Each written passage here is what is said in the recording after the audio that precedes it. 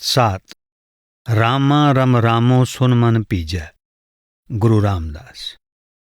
राग कल्याण महला चौथा अष्टपदियां एको सतगुर प्रसाद। रामा रम रामो सुन मन पीजै। रामा रम रामो सुन मन पीजै। हर हर नाम अमृत रस मीठा। गुरमत सहजे पीजै।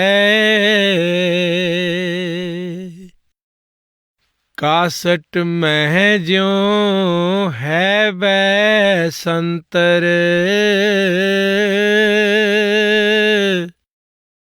मथ संजम काढ़ कढ़ीजै। राम नाम है जोत सबाई। तत गुरमत काढ़ लईजै। नौ दरवाज नवें दर फीके। रस अमृत दसवें चुईजै। कृपा कृपा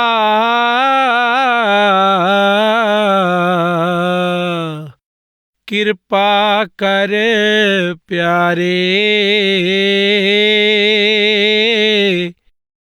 गुर शब्दी हर रस पीजै। काया नगर नगर है नीको। विच सौदा हर रस कीजै। रतन लाल अमोल अमोलक। सतगुर सेवा लीजै। सतगुर अगम अगम है ठाकुर। पर सागर भगत करीजै। कृपा कृपा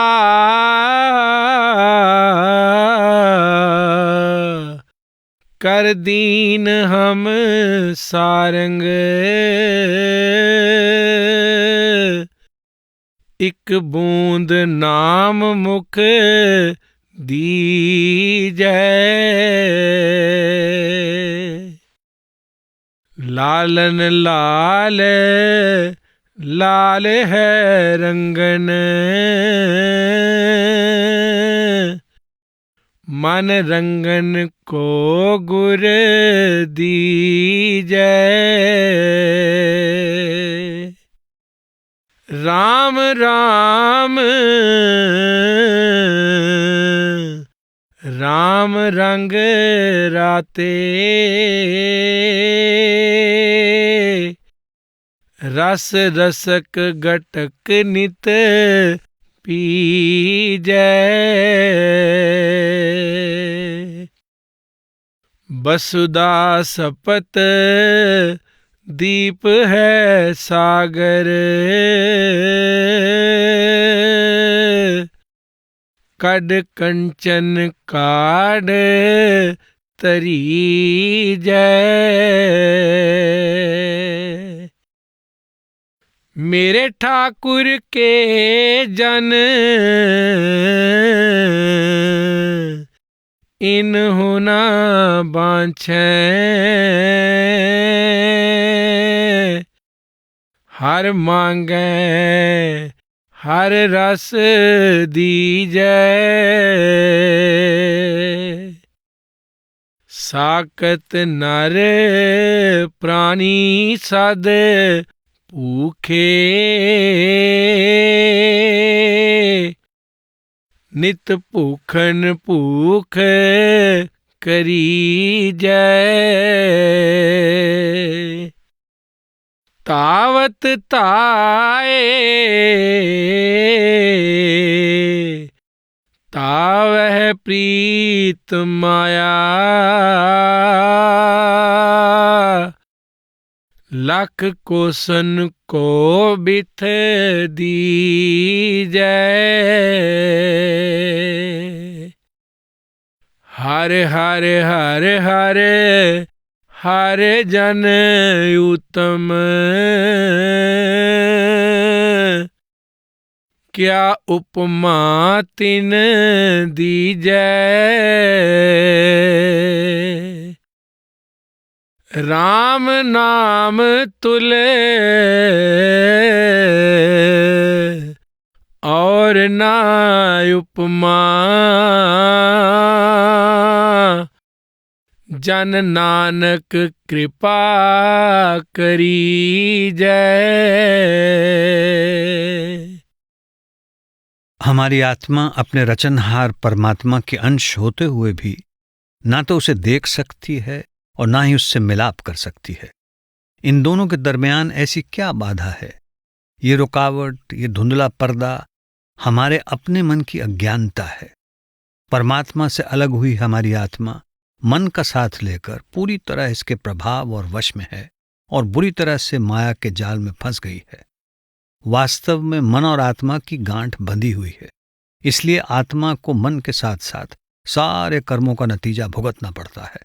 जब तक आत्मा मन का साथ नहीं छोड़ती, वो अपने मूल, अपने निज घर वापस जाने के काबिल नहीं बन सकती। मन का साथ तब तक नहीं छूट सकता जब तक गुरुमुखों के समझाने के अनुसार शब्द का अभ्यास करके मन अपने असली घर त्रिकुटी वापस नहीं पहुंच जाता। मन अपने असली ठिकाने को भूलकर इंद्रियों के अधीन हो चुका है। जब तक ये अपने निज घर त्रिकुटी वापस नहीं पहुंच जाता, आत्मा इसके पंजे से आजाद नहीं हो सकती और तब तक हमें भी अपने कर्मों का फल भोगना पड़ता है तथा 84 लाख योनियों में जन्म मरण के चक्कर से गुजरना पड़ता है। जब तक हम मन के अधीन हैं, हम अपने कर्मों के फल से बच नहीं सकते। इसलिए मन को वश में करना अति आवश्यक है। मन का रुख अंतर और ऊपर की ओर करके इसका मुंह दुनिया से मोड़ना होगा। जिस तरह ये बाहरमुखी हुआ, उसी तरह इसे अंतर्मुख करके अपने केंद्र पर टिकाना होगा। मन को अंतर्मुख करके वापस त्रिकुटी ले जाने के लिए संतजन क्या युक्ति या साधन बताते हैं? सबसे पहले मन के स्वभाव को जान लेना जरूरी है। मन भोगों का आशिक है। एक चीज से दूसरी चीज के पीछे भागता है, पर किसी चीज का मोह और प्यार इसे ज्यादा देर तक बांध नहीं सकता। ये चंचल है। एक भोग विलास से थक कर नए की खोज में भटकता फिरता है। ये तब तक स्थिर नहीं होता जब तक इसे दुनिया के मोह और प्यार से ऊंचा और सच्चा प्यार नहीं मिलता। इसे नाम रूपी अमृत की मीठी लज्जत पाकर ही तृप्ति मिलेगी, क्योंकि ए रस छाड़े ओ रस आवा। एक बार उस परम सुख का स्वाद लेकर यह सदा के लिए बिंद जाएगा और स्थिर हो जाएगा। तब ये मन कभी संसार के सुखों की लालसा नहीं करेगा और ना ही ये दुनिया की तरफ भागेगा। जब तक मन इस आनंद का अनुभव नहीं कर लेता, तब तक इसे इंद्रियों के भोगों से निकालने में पूरी सफलता नहीं मिल सकती। ऐसा परम सुख कहाँ मिल सकता है? ये सुख नाम या शब्द में है, जिसे दिव्य धुन, राम, आकाशवाणी या नाम भी कहते हैं। राम उस शक्ति के अनेक नामों में से एक है जो सर्वव्यापक है। इस शब्द में राम लफ्ज का उपयोग आंतरिक शब्द के लिए किया गया है। राम वो ताकत, वो दिव्य शक्ति है जिसने सारे संसार की यानी सारे ब्रह्मांड की रचना की है। वो रचयिता जिसके आधार पर खंड ब्रह्मांड खड़े हैं। ये संसार के पत्ते पत्ते में व्यापक है और इसकी संभाल कर रहा है। वो शब्द सभी के अंदर है, क्या अमीर, क्या गरीब, क्या अच्छा, क्या बुरा, क्या औरत, क्या मर्द, चाहे वे किसी भी जाति, धर्म, कौम या मुल्क के क्यों ना हों। गुरु रामदास जी कहते हैं, रामा रम रामो सुन मन पीजै। राम यानी शब्द का ध्यान करो, मन को इसके परम सुख का स्वाद चख लेने दो और इसी में लीन कर दो, तब ये अपनी चंचलता छोड़कर तुम्हारे वश में आ जाएगा। गुरु नानक साहब इस नाम को अति मीठा कहकर समझाते हैं। ये इतना मीठा है कि इसकी मिठास का वर्णन नहीं किया जा सकता। वास्तव में ये वो अमृत है जिसे पीकर हम अमर हो जाते हैं। जहाँ इस संसार के सुख हमें जन्म और मरण के चक्कर में जकड़ लेते हैं, वहाँ नाम रस, नाम का अमृत हमें इस चक्कर से मुक्त करके अमर जीवन प्रदान करता है। और ये हमारे अंदर है। जो इस अमृत का स्वाद चख लेता है उसे संसार के रंग तमाशे फीके लगने लगते हैं। अब प्रश्न उठता है, जब ये पवित्र और दिव्य नाम हर एक इंसान के अंदर है, तब संसार के लोग इतने दुखों और मुसीबतों में ग्रस्त क्यों हैं? वे जन्म मरण के चक्कर में क्यों फंसे हुए हैं? गुरु साहब इसे एक उदाहरण देकर समझाते हैं। लकड़ी में आग है लेकिन दिखाई नहीं देती, और जब तक उसे जलाया नहीं जाता उसका कोई इस्तेमाल नहीं कर सकता। जब हम युक्ति के साथ लकड़ी को लकड़ी पर जोर से रगड़ते हैं या लकड़ी को किसी दूसरे तरीके से जलाते हैं, तो हम आग को न केवल देख सकते हैं बल्कि उसका इस्तेमाल भी कर सकते हैं। इसी तरह हालांकि नाम हम सब के अंदर है, हम उसका कोई लाभ नहीं उठा सकते, न ही उसके आनंद का अनुभव कर सकते हैं। जब तक हम सतगुरु के मार्गदर्शन पर चलकर उसे पाने का यत्न नहीं करते, तब तक हम नाम से असली लाभ नहीं उठा सकते। इस नाम का प्रकाश परमात्मा ने हम सबके अंदर रखा है। इसमें ऊंच नीच का कोई भेदभाव नहीं। परमात्मा ने इसे हमारे लिए ही रखा है, लेकिन जब तक हम नाम के साथ अपने अंदर संपर्क नहीं कर लेते, हम उससे कोई लाभ नहीं उठा सकते।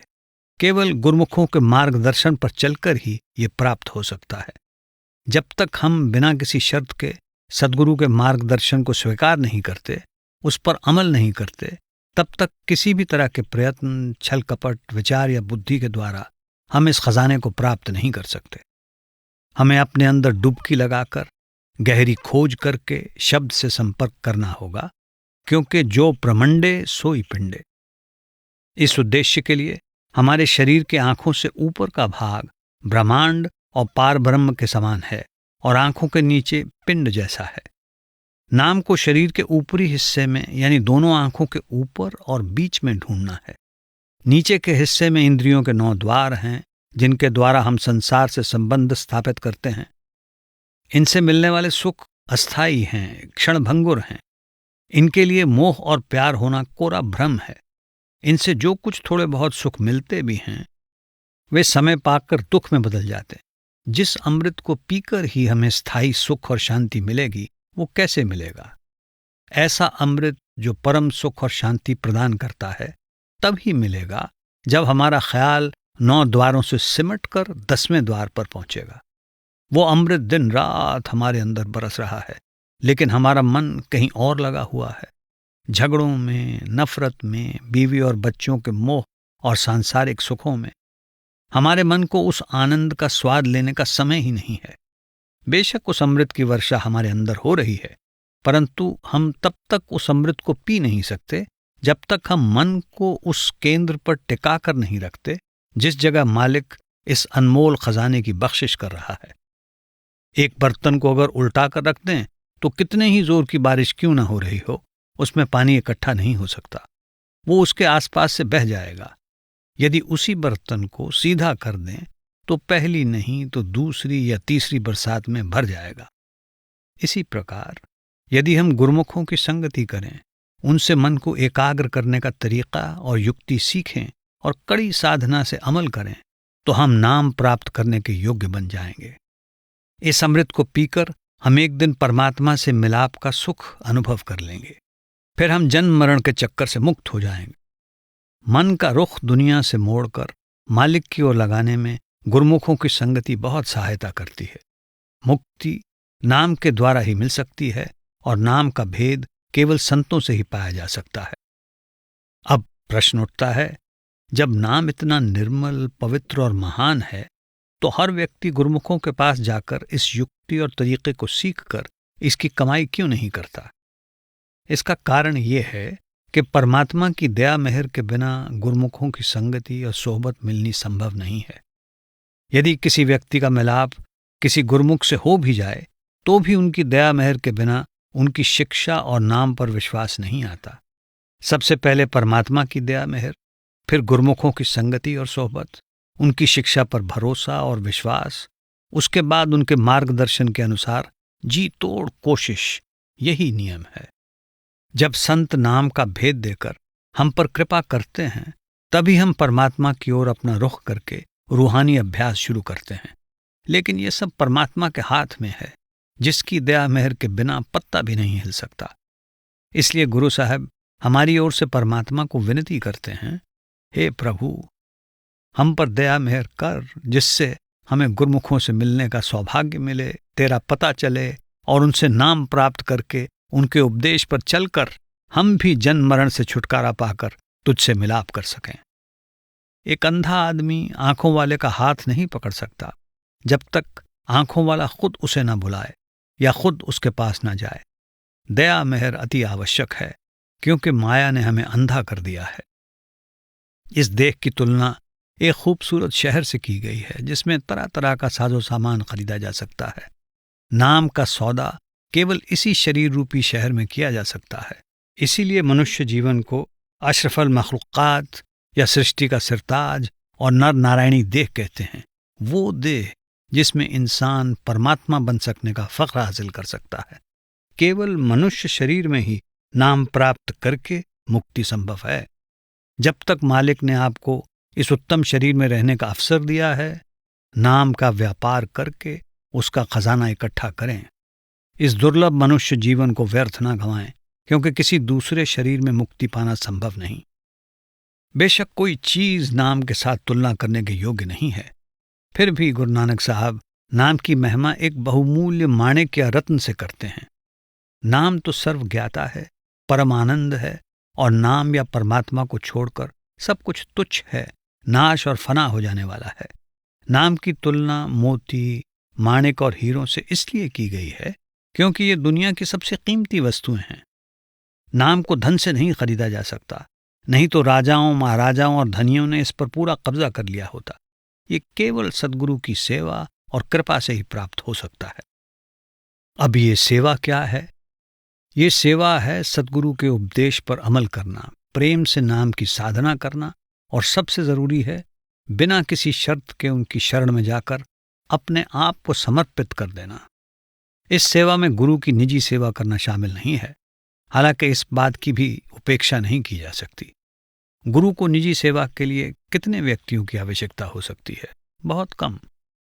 प्रेम और भक्ति, विशेषकर बिना किसी शर्त के अपने आप को उनके हवाले करना ही उच्च कोटि की सेवा है, जो नाम के मार्ग पर आगे ले जाती है। परमात्मा असीम है, उसके अनंत और सर्वव्यापी रूप में उसके पास पहुंचना आसान नहीं है, लेकिन वो संत सद्गुरुओं और गुरुमुखों के रूप में इस संसार में रहता है। संत सद्गुरुओं द्वारा परमात्मा के पास पहुंचना आसान और व्यावहारिक रूप से संभव है। इसीलिए सद्गुरु की भक्ति को बड़ा महत्व दिया जाता है। केवल वक्त के सद्गुरु ही हमें नाम का भेद देकर उसे प्राप्त करने में हमारा मार्गदर्शन कर सकते हैं। नाम की युक्ति केवल देहधारी गुरु से ही सीखी जा सकती है। एक उच्च कोटि के महात्मा के सिवाय और कौन हमें नाम का भेद समझा सकता है? बाहरी रूप से संत सद्गुरु और गुरुमुख साधारण इंसान जैसे दिखाई देते हैं, लेकिन आंतरिक रूप में वो शब्द या दिव्य धुन से जुड़े हुए हैं। वे काल और कर्म के दायरे से ऊपर उठ चुके होते हैं। यही नहीं, वे शब्द स्वरूप ही होते हैं। गुरुमुख शब्द और परमात्मा में कोई अंतर और भेद नहीं होता। गुरुमुख जन सतनाम के समंदर की लहरें होते हैं। लहरें समुद्र से उठती हैं और अंत में उसी में समा जाती हैं। इसी प्रकार गुरुमुख जन शब्द में से आते हैं, देह धारण करते हैं, जीवों को शब्द का ज्ञान देकर अंत में शब्द में ही समा जाते हैं। क्योंकि वे हमें फिर से शब्द के साथ जोड़ते हैं, इसलिए हम उनसे प्रेम करते हैं। जिस लामकान से वे खुद आते हैं, हमें भी वहीं ले जाकर अपना रूप बना लेते हैं। यदि हमारा प्रेम दुनिया से है तो हम जन्म मरण के चक्कर में फंस जाएंगे, और यदि हमारा प्रेम परमात्मा से है तो हम परमात्मा का ही रूप हो जाएंगे। नाम का भेद पा लेना ही काफी नहीं है, इसे पाने के लिए तीव्र इच्छा और आतुरता होनी चाहिए। परमात्मा के लिए प्रेम और भक्ति ही हमारा वास्तविक उद्देश्य होना चाहिए। ऐसी निस्वार्थ भक्ति जिसमें परमात्मा के सिवाय और कुछ चाहत नहीं होती। चातक का स्वाति बूंद के साथ अटूट प्रेम कौन नहीं जानता। गंगा चाहे भरी हो, वो मर जाएगा लेकिन उस पानी को कभी नहीं पिएगा जो स्वाति नक्षत्र में से न बरसा हो। उसकी लालायित आंखें एकटक बादलों की ओर देखती रहती हैं। परमात्मा और नाम से हमारा प्रेम बिल्कुल वैसा होना चाहिए, लेकिन खेद की बात है कि हमारी भक्ति स्वार्थ की भक्ति है। अगर हम 1 घंटा उसकी याद में बैठते हैं तो लाखों आशाएं और अपेक्षाएं करते हैं और चाहते हैं कि मालिक उन्हें हमारी भक्ति के एवज में पूरा कर दे।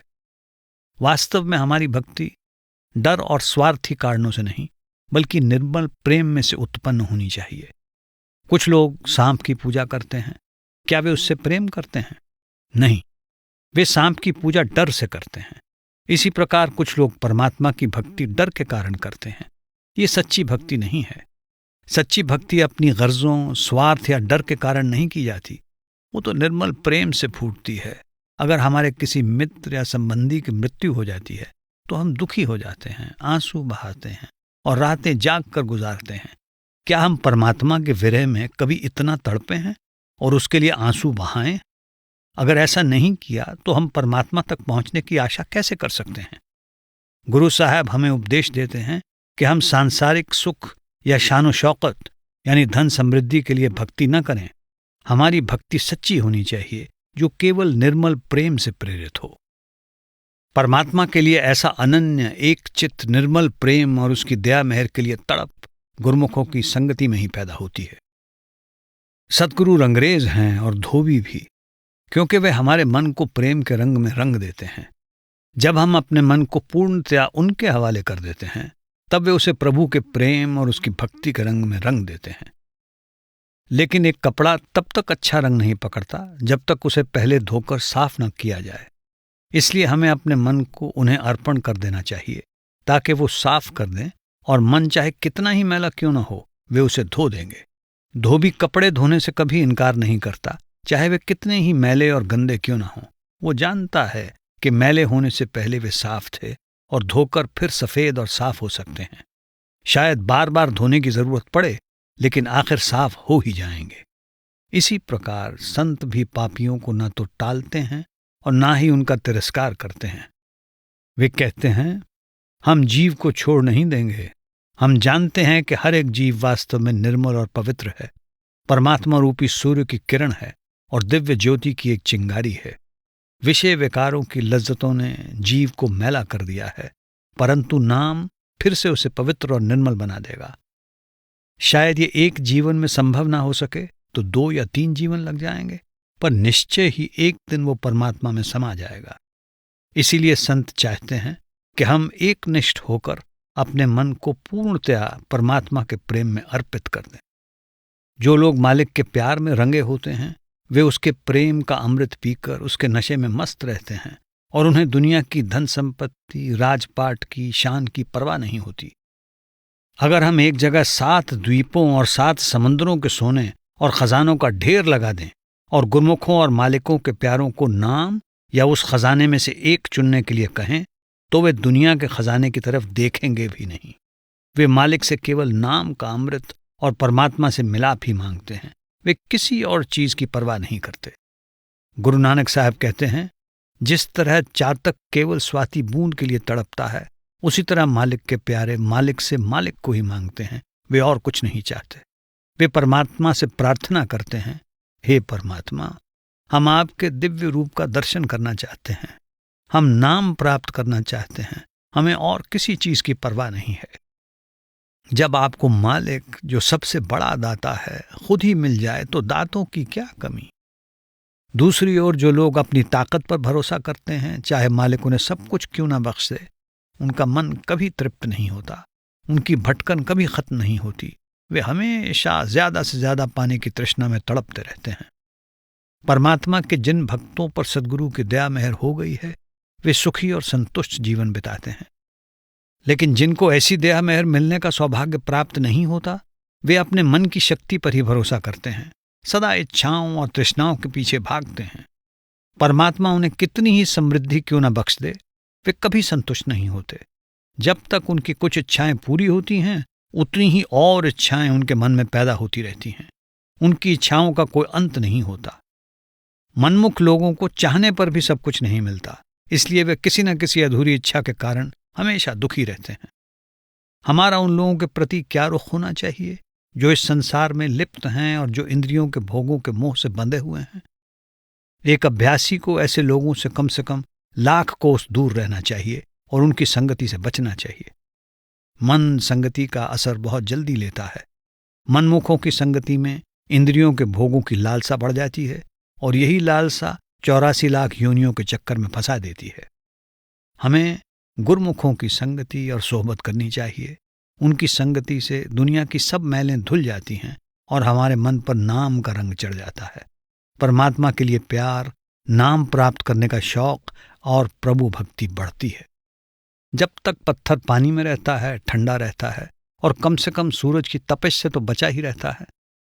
इसी प्रकार गुरमुखों की संगति में इंसान परमात्मा को प्राप्त करने के लायक न भी बन पाए तो भी कम से कम बुरे कर्म करने से और पापों से तो बचा ही रहता है। संतों और महात्माओं के वचनों और वाणियों का एक ही मकसद है, परमात्मा के लिए प्यार और भक्ति पैदा करना तथा नाम प्राप्त करने के लिए शौक और प्यार पैदा करना। असल में गुरमुखों की संगति में रहने से ही अधिकतर ऐसी भक्ति, प्रेम और उत्साह पैदा होता है। हम मालिक के ऐसे भक्तों की महिमा किस तरह कर सकते हैं? इन महान हस्तियों की तुलना हम किससे कर सकते हैं? वे तो परमात्मा के समान ही पवित्र, दिव्य और महान हैं। वास्तव में परमात्मा और उसके संतों में कोई भी भेद नहीं होता। उनकी तुलना केवल परमात्मा से ही हो सकती है, किसी दूसरे से नहीं। गुरु नानक साहब फरमाते हैं, राम नाम तुल और न उपमा, जन नानक कृपा करी जाए। वे परमात्मा से विनती करते हैं कि वो हमें गुरमुखों की संगति बख्शें, जिसमें सब कुछ समाया हुआ है, क्योंकि हाथी के पांव में सबका पांव। गुरमुखों की संगति और उनकी दया मेहर से सब कुछ मिलता है। हमें नाम के भेद का पता चलता है, हम नाम की दौलत इकट्ठी करते हैं और इस तरह अंत में सच्ची मुक्ति प्राप्त कर लेते हैं।